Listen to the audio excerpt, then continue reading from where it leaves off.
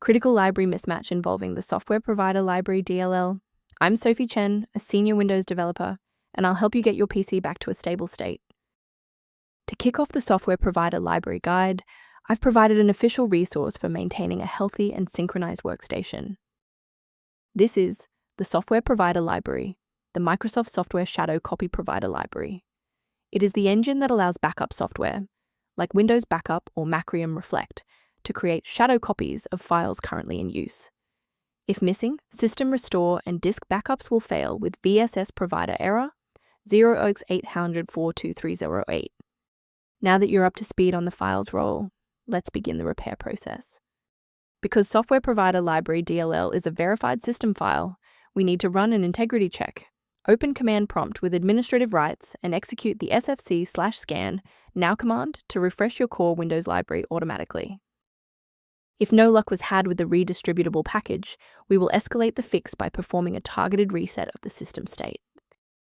A standard restart allows the Windows bootloader to rescan your system directories and potentially recognize an unregistered Software Provider Library component.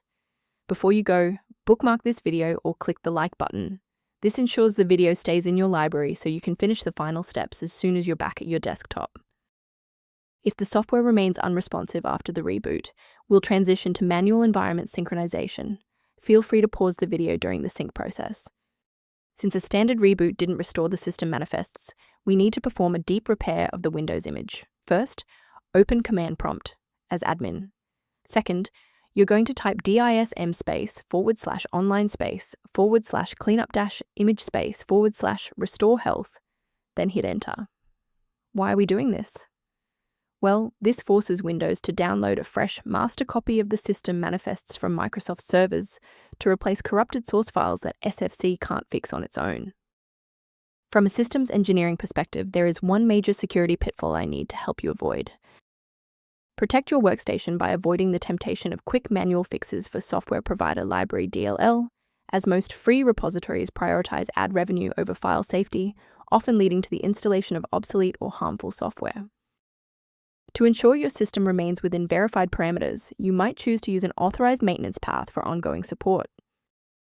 If registry organization or initialization timing is a concern, the diagnostic information below references Software Provider Library Management. I'm Sophie Chen. If we've successfully stabilized your environment and resolved Software Provider Library Error, please subscribe and join our community of technical professionals.